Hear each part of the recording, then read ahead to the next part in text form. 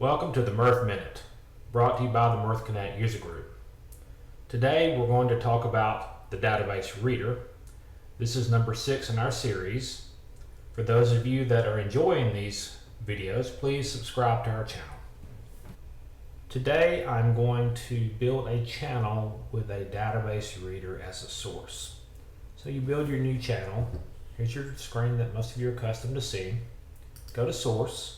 Choose Database Reader as connector type. Here, select a driver and choose one of many. I'm going to choose PostgreSQL.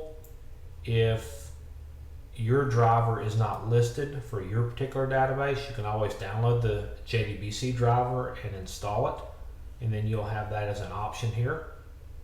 Insert URL template. Now notice that's a template. I've got host, I've got port, I've got database name. So I'm just going to say, for demo purposes, myhost.mydomain.com. It could be an IP address, whatever. Postgres, default port's 5432 here. And the database name, whatever I call my database name, DB1. Now Postgres has a default user, Postgres with, and I'll put in a password. And that'll bring you down here. Now you can choose JavaScript or no. I'm going to show you JavaScript and then without it. So let's do JavaScript first. I generate my connection here. Notice it added the details for my URL into the JavaScript window. And then I'm going to choose select here.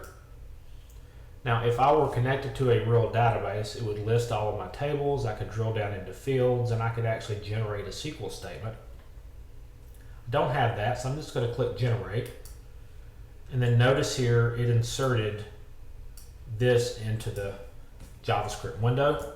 I'm going to choose Select Star from my table where my field is equal to 1.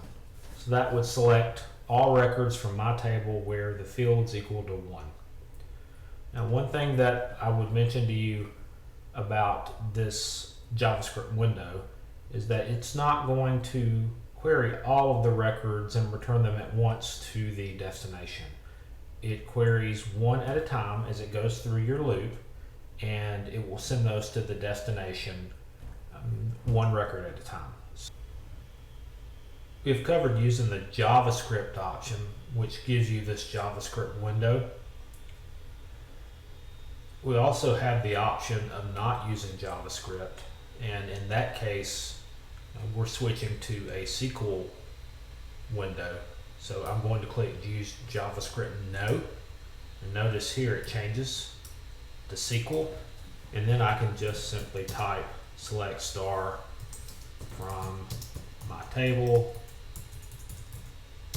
where my field is equal to 1, and it will run your SQL command. Keep in mind, not returning all the records, only one at a time. You can also use the same option here, but notice the connection template generator is now grayed out. You just have the select generator. If I were connected to a database, it would list all my tables and fields. I can check there and notice it's inserted the select from.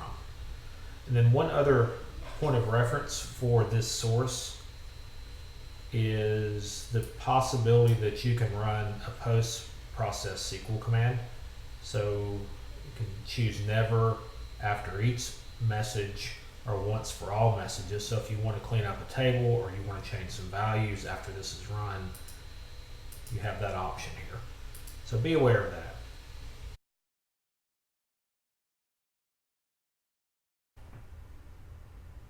Mirth is a registered trademark of Nextgen Healthcare. The Mirth Connect User Group is not affiliated with Nextgen Healthcare.